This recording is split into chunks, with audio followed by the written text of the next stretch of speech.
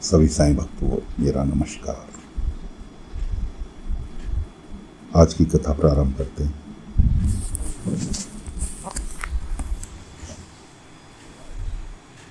कल मालसापति जी ने आकर बाबा के पैर पकड़ लिए कि बाबा मुझसे अपराध होने जा रहा था। रोने लगे, गिड़गिड़ाने लगे और मैं उसके लिए क्षमा प्रार्थी हूँ। बाबा कहते हैं जो कार्य आपने किया ही नहीं उसके लिए क्यों शर्मिंदा हो रहे हैं, क्यों माफ़ी मांग रहे हैं। जो कार्य तुमने किया ही नहीं, कुछ भी तुम्हारे दिमाग में चल रहा था, कुछ भी करने जा रहे थे लेकिन किया तो नहीं, इसलिए उसके लिए माफ़ी मत मांगो। काफ़ी समझाने बुझाने के बाद मालसापति जी अपने घर लौट जाते हैं। अब घर पर विट्ठल परिवार आया हुआ है। जमुना के रिश्ते की बात लगभग पक्की सी ही हो गई है। उनको लड़की बहुत पसंद है, लड़के को लड़की पसंद है, लड़की को लड़का पसंद है। पाटिल जी भी मौजूद हैं, उनकी पत्नी बाईजामा भी मौजूद हैं। इधर मालसापति जी पहुंचते हैं अपने घर। विट्ठल परिवार अगले दिन रोका करने के लिए, आने के लिए आश्वासन देकर वापसी जाने के लिए बोलते हैं। बाईजामा बोलती हैं कि शुभ काम छोड़कर नहीं जाते, जो कार्य है उसे पूरा कर कर जाओ। वैसे भी लेट हो गए हैं, शाम हो रही है, जाने में दिक्कत होगी, असुविधा होगी, इसलिए रात को यहीं रुको। विट्ठल परिवार कहते हैं जी बेटे की ससुराल में रुकते हुए अच्छा नहीं लगता, इसलिए बाईजामा बोलती हैं कि हमारा एक ही परिवार है, मालसापति जी हमारे अपने परिवार की तरह हैं, आप हमारे यहाँ रुक सकते हैं। और उनके रुकने की पूरी व्यवस्था पाटिल जी के यहाँ हो जाती है। अगले दिन सुबह से ही मालसापति जी की बेटी के रोकने की तैयारियां चालू हो जाती हैं, एक उत्सव की तरह, जिसमें पाटिल जी का परिवार भी सम्मिलित रहता है और भी ग्रामीण लोग सम्मिलित रहते हैं। इधर कुलकर्णी जी नया जाल बिछाने की सोचते हैं। सभी गांव वालों को इकट्ठा करके घोषणा करते हैं, मुझे खंडोबा जी ने सपन में दर्शन दिए कि शिरडी में ग्रामीण लोगों की उन्नति के लिए पाठशाला का निर्माण कराया जाए।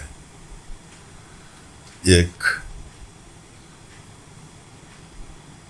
पुराने झोपड़ा ही कहना चाहिए, मकान नहीं कहना चाहिए, क्योंकि उस जमाने में झोपड़ी ही हुआ करती थी। पक्के मकान तो गांव में एक आधा ही हुआ करता होता, वरना झोपड़ी ही हुआ करती थी। पाठशाला का बोर्ड लग जाता है। माधव, भामा, उनकी पत्नी, इन्हें दोनों को कुलकर्णी ने अपने घर से भगा दिया था। उन्हें रास्ते से ही वापस बुला लिया जाता है। अब सभी गांव वालों के सामने पाठशाला की घोषणा होती है कि जी मुझे सपन में खंडोबा जी ने दर्शन दिए और गांव में पाठशाला बनाने की ये बोला है, इसलिए मैं ये पाठशाला का निर्माण कराता हूँ। उधर बाबा भी आ जाते हैं, हाथ में एक मटका लिए हुए।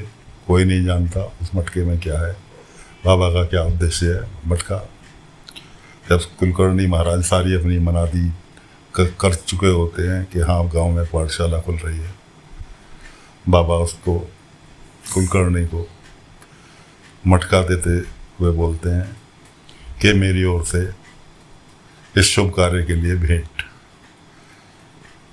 कि ये बच्चों के पानी पीने के काम आएगा। और 2 4 10 बाबा भी कुलकर्णी महाराज की जय, कुलकर्णी सरकार की जय कहकर नारे लगा देते हैं, जिससे गांव वाले भी प्रसन्न, कुलकर्णी भी प्रसन्न। अब माधव भी वापस आ जाता है पत्नी के साथ, वो भी वहीं पर खड़ा हुआ है।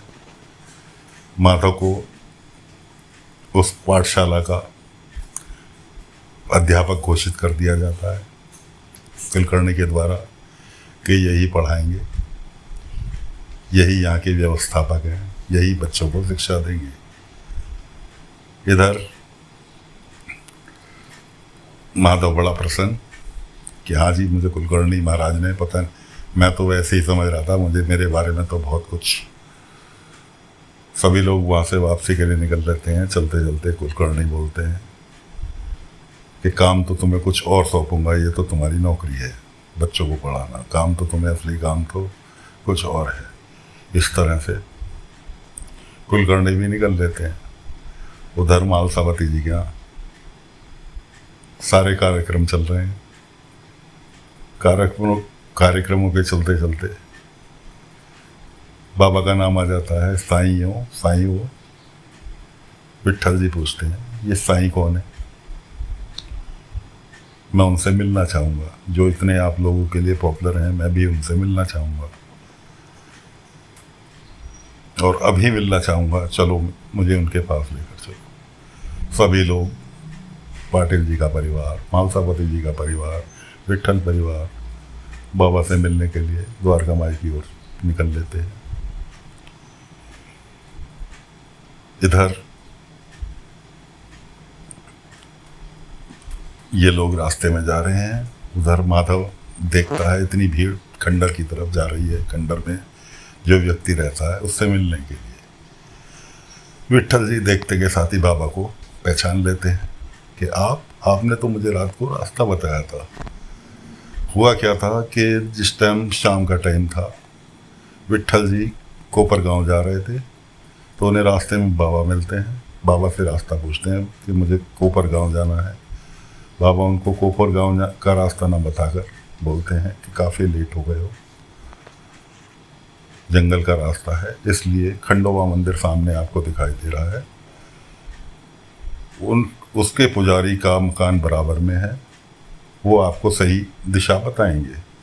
ऐसा कहकर बाबा मालसापति जी क्या भेज देते हैं। तो वो सारी की सारी चर्चा सुनाता है कि इस तरह से इन्होंने रात मेरी मदद की थी। अब मालसापति जी, उनकी पत्नी, समझ जाते हैं कि ये रिश्ता बाबा के द्वारा ही कराया हुआ है। दो परिवारों को मिलवाने वाले बाबा ही हैं। दोनों पति पत्नी बाबा के पैर पकड़ लेते हैं। मालसापति की पत्नी बोलती है कि साईं, मैंने जाने अनजाने में आपको बहुत बुरा भला किया कहा घर में, मुझे क्षमा कर दो। इस तरह से विनती करते हैं बाबा के पैर पकड़कर। बाबा सबको क्षमा कर देते हैं और राजी खुशी सबको अपने अपने घर को विदा कर देते हैं। इधर कुलकर्णी महाराज माधव के पास पहुंचते हैं। जाकर बैठते ही हैं कि माधव कुलकर्णी जी से पूछता है कि सामने व्यक्ति, खंडर में व्यक्ति कौन रहता है जिसके पास इतने लोग मिलने के लिए आते हैं? तब कुलकर्णी कहते हैं कि यही तो काम बताने आया हूँ कि खंडर में अकेला व्यक्ति कौन हो सकता है? चोर, डाकू, सही व्यक्ति अकेला नहीं रहता खंडर में। खंडर में तो चोर डाकू ही रहते हैं। तो हमारा मेन काम है इस पर नज़र रखना, इसके पल पल की जानकारी मुझे चाहिए। ये तुम्हारा असली काम है। सोते जागते हर वक्त की इसकी जानकारी तुम मुझे दोगे। इस तरह से माधव को बाबा के ऊपर नज़र रखने का कुलकर्णी काम सौंपता है। तो दोस्तों, बाबा की निगरानी पे माधव को बैठा दिया गया। आगे का कथा आपको कल सुनाते हैं, समय की कमी है, इसलिए आज के लिए सिर्फ इतना ही।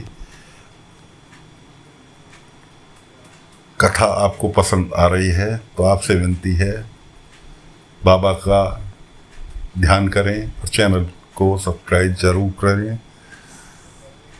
आपका सहयोग ही इस श्रृंखला को